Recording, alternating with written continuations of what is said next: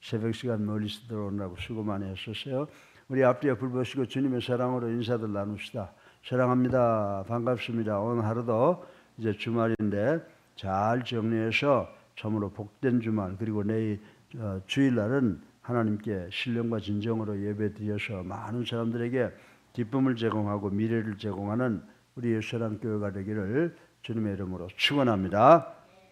우리가 오늘은 제가 디도서 1장을 간 이유가 있습니다. 이제 세월이 하도 흉흉하고 어렵고 힘들고 거짓 교사들이 난무해서 우리 성도들이 거짓 교사가 어떤 것인가, 우리가 이 말세지 말에 어떻게 해야 될까를 생각을 해서 오늘 특별히 디도서 1장 10절부터 16절을 통해서 거짓 교사들의 상태, 양태를 한번 생각해보고 우리 새로운 다짐을 했으면 하는 생각에서 오늘 이 말씀을 전하려고 합니다.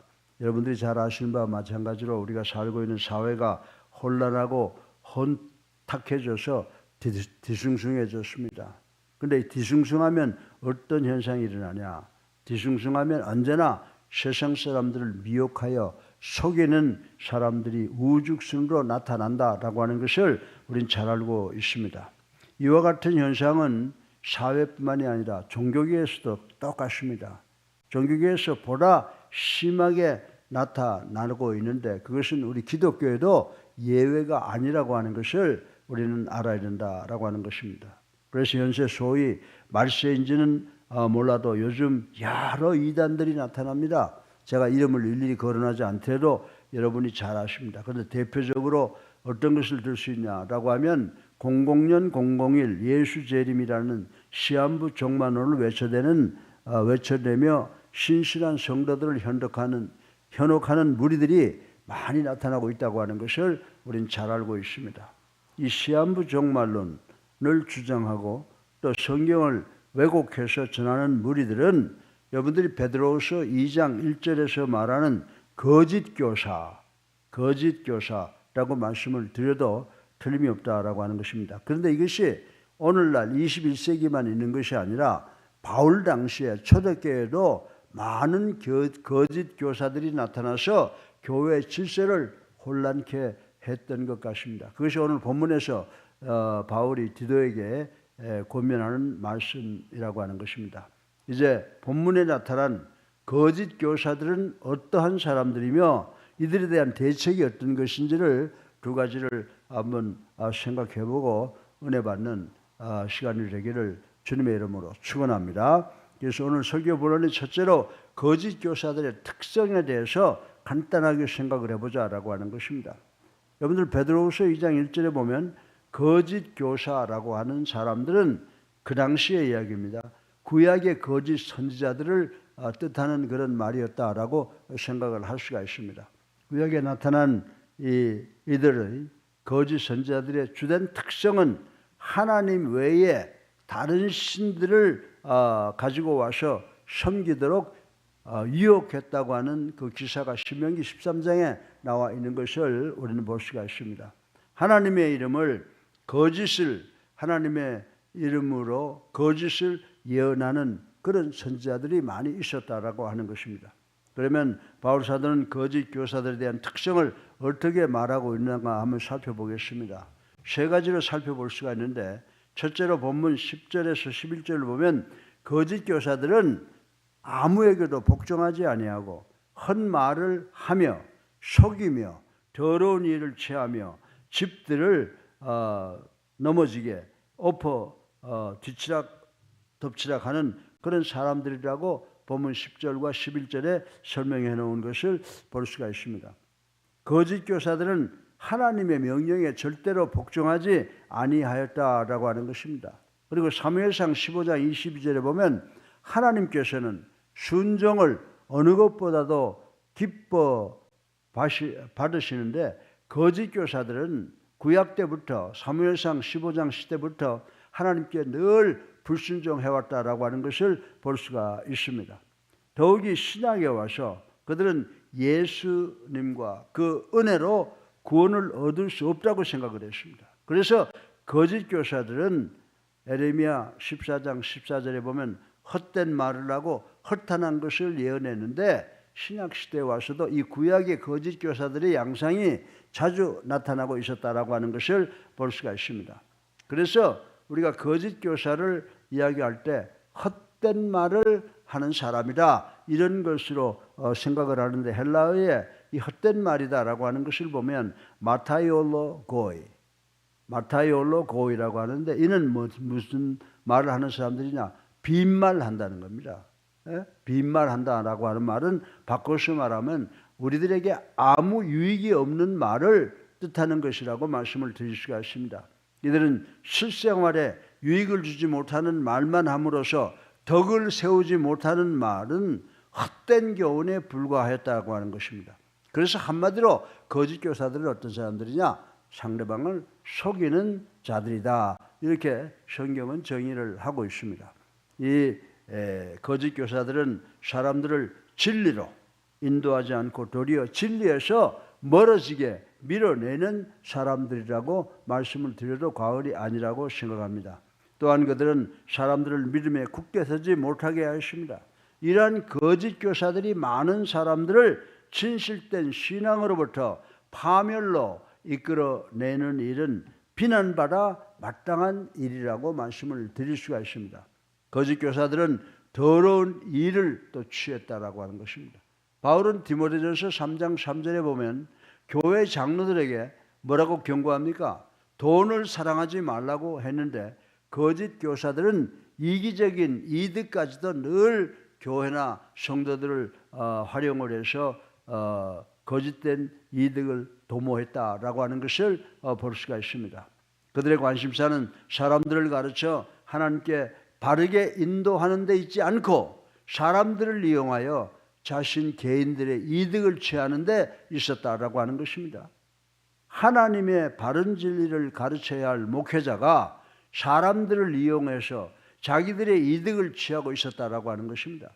하나님의 바른 진리를 가르쳐야 할 목회자가 개인의 이득이나 명예만을 위한다면 성도들로부터 인정받지 못할 것은 자명한 사실이다라고 생각할 수가 있습니다.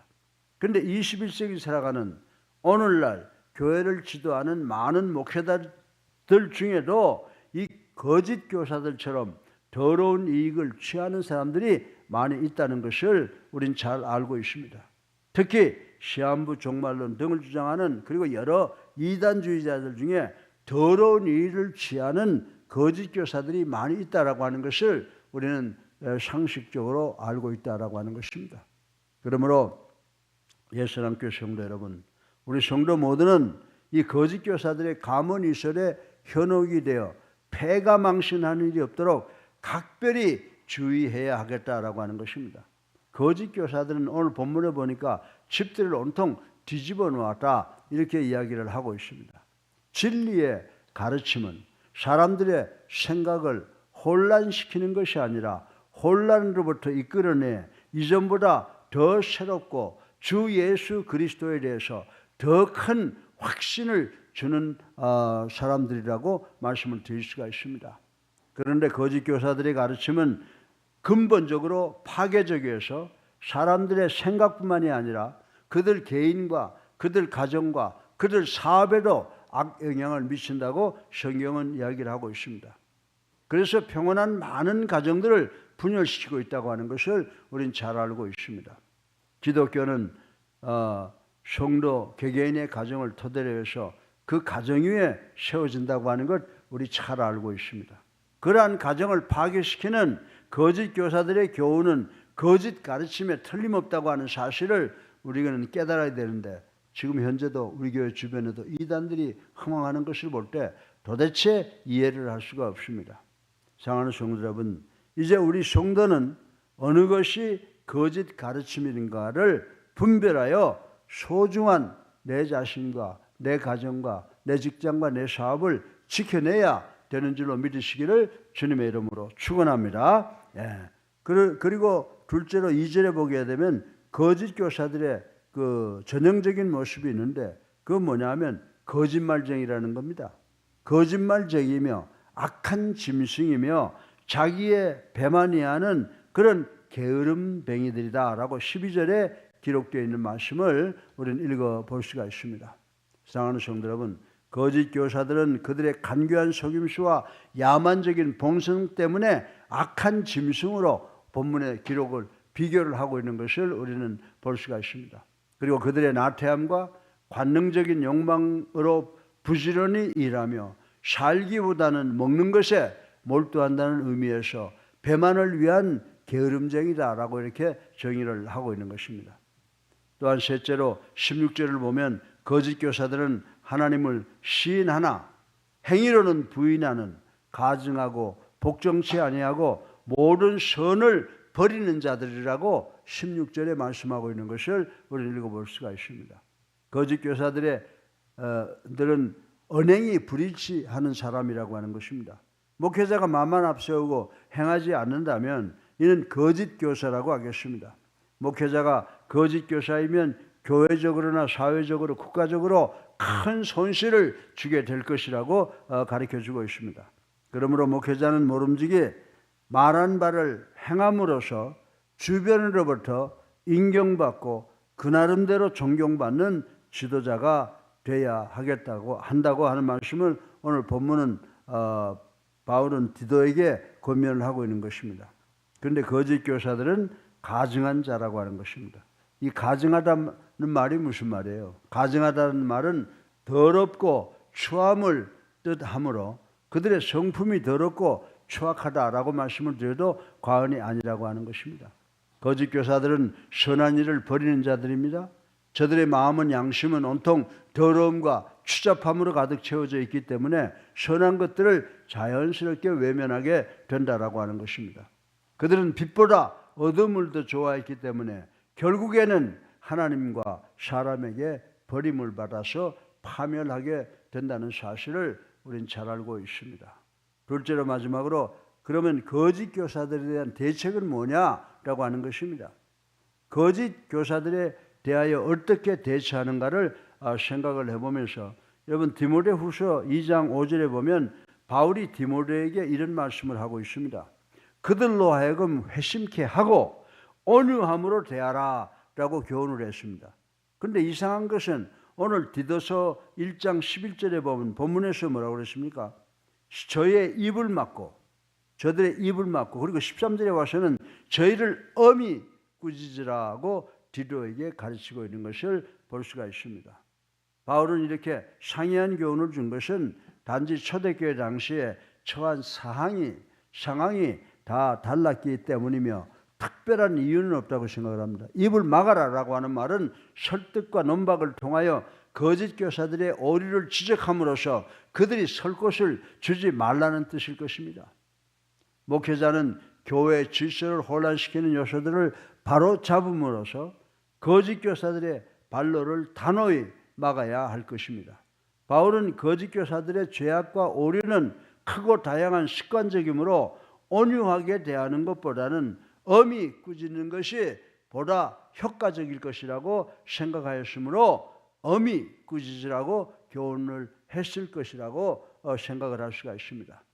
사랑하는 예수님 교회 성도 여러분, 우리가 믿음 생활에서 한순간도 방심하거나 긴장을 풀 수 없는 중요한 이유 중에 하나는 바로 이 거짓 교사들이 우리 곁에 상존하고 있다는 사실, 무서운 사실이기 때문입니다. 거짓 교사들은 뭐라고 표현합니까? 양 가죽을 쓴 이리로서 주님께서 보내신 적이 없음에도 불구하고 예수 그리스도의 이름으로 말하기 때문에 그들의 실체를 올바르게 파악하지 못하면 미혹당하게 된다는 겁니다. 결국은 파멸당한다는 것을 우리 성도들은 모두 명심해야 되는 줄로 믿으시기를 주님의 이름으로 축원합니다.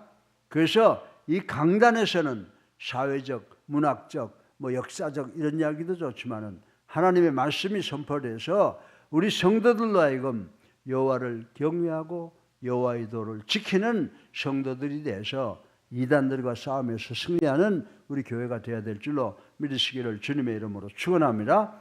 우리 예수사랑교회는 이제 깨어진 십자가를 하나 되게 하는 십자가의 용병들이 되어서 하나님께 영광 돌리는 우리 예수사랑교회 성도님들 되시기를 주님의 이름으로 축원합니다.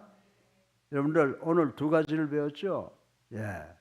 적그리스도, 거짓 교사들의 특성, 복종치 않고 헛된 일을 하며 속이며 더러운 일을 취하며 개인의 가정을 망치는 그런 특성이 있다고 그랬어요. 대책은